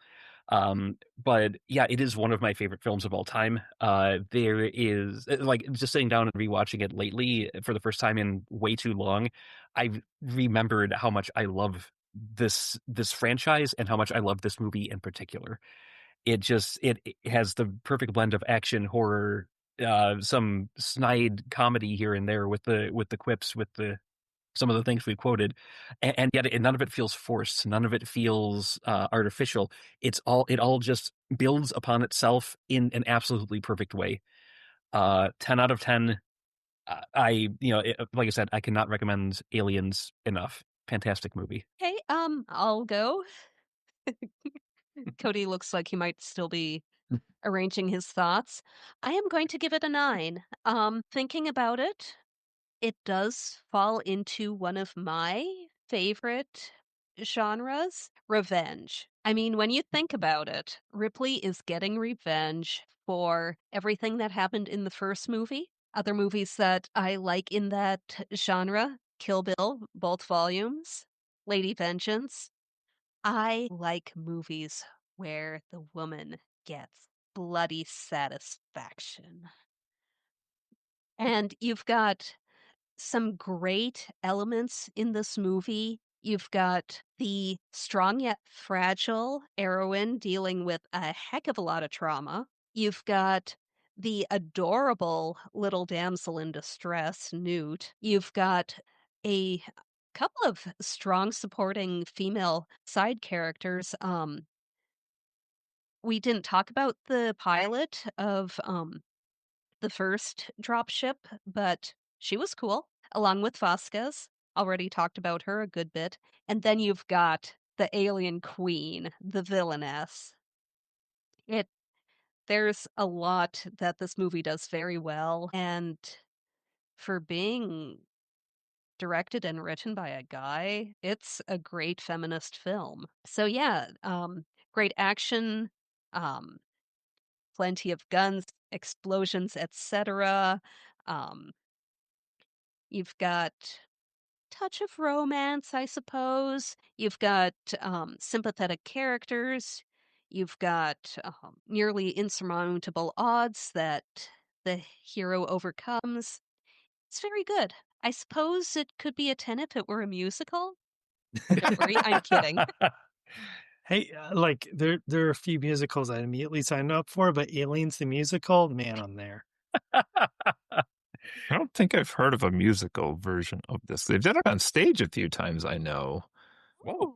As a stage play, Yes.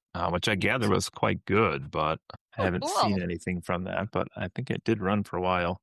Well, let's see. My comments here to finish up are I find myself a little torn here because the first movie, which I did label as a classic, I rated as crap just slightly. at 5.99 because it was very uneven at times. But this one is definitely better than that, but I'm torn for a couple reasons. I had a really hard time even writing comments about this movie without them directly being comparisons to the first movie. It's very hard to write an objective review of this movie knowing that it's part 2 of such a famous movie. So instead of writing like, this is what I liked, I'd be like, compared to the first movie, blah, I was like, that's not really fair to do either, but how do you separate the two? So I think in this movie, there's no scene that really haunted me or stuck with me as much as what I raved about in the first movie, which was the first time they see that alien spaceship through the binoculars. That still is the scene, which doesn't even have an alien in it, but that is still the scene that I take away from this series so far as the really cool thing.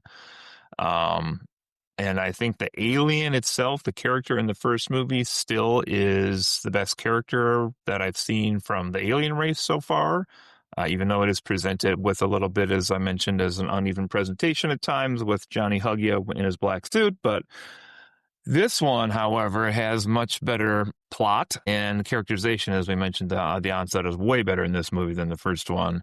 I know I'm in the severe minority and purposely waited to talk on this one because the Alien Queen didn't do a lot for me, I'll be honest. But I don't know.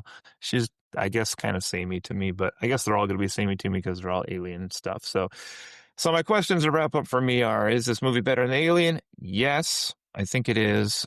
Is it classic or crap? For me, this is going to probably be classic, and my final score for this would be 7.2 overall. I think I have a set at 884, Dan, counting Joe, which is pretty high water. Yep, 884. Cool. All right. Justin dropping 10s on everything these days. Aliens, Devil's Plan Season 1. Just stop already. It's good. Maybe 10 in binary for maybe Season 1 and Season 2 put together is 10. Dave would show up with his like 3.2s then skew the average around. Yeah, right. Yeah, Dave would be like, I'm just comparing it to other alien movies I've seen. 1.12. It's no more. Jess, did you watch The Devil's Plan with Justin? I only caught snippets of it, Okay. I think. That was the Korean game show right? thing. Yeah. Game show, yeah. Was something. Yeah, only caught snippets of it. No worries. It was certainly one of the series of all time. Yeah, it definitely was. It's definitely a series where they dubbed over an English-speaking person in Korean to dub over them in English. So it definitely was. Yeah, that was interesting. But anyway. Oh, speaking of Korean speaking, are you guys going to do K-pop Demon Hunters? Oh, yes. I wasn't expecting you to be so on board with that. Holy crap. Dude, like, it is Buffy the Vampire Slayer mixed with Pitch Perfect. That's what that movie is. Snap. That sounds up Dave's alley. It does, actually. We'll be All right, going well. up. Yeah. No, please. Yes, in the future. Sure. K-pop Demon Hunters. Throw it in November, December. It got to be somewhere in there. Yeah, we'll find I'd room. be down. Yeah. I'll let you guys do that. Have fun. That'll be good times. Oh, have your kids not watched it yet, Cody? I don't think so. No. Oh. You're going to be one of those social media families. They're like, my kids started watching this. I didn't know what it was. The next thing I do, I'm learning the choreography. Well, you'll have to wait for our review then. I will. Find out what it's all about. Anxiously await my favorite podcast for my commute. Ours. All right, so I think that kind of wraps up here for Aliens. Obviously, not the last in our Spooktober series. Did I get that wrong? No, you got that. Yeah, Spooktober. There we go. We're going to keep going. So go ahead and queue up and watch your shaved head Sigourney Weaver Alien 3, as that's the next one on the list. Bring your opinions because the next one's going to be divisive. That it is. Is that actually going to be divisive, or is everyone going to just trash on it? I'm curious. No, have to watch it and find out. I ran into a spoiler. I haven't seen it. I ran into a spoiler and went, ooh, I don't know that I want to watch it. So to be clear, it's directed by David Fincher. Oh, wow. Gird your loins and get ready. Wow, what an interesting 3 directors to helm the first 3 movies. Right? Wow. Huh. All right. Sounds good. Yeah, stay tuned, everyone. All right. Thank you all, and we'll talk to you next time. Bye. Bye.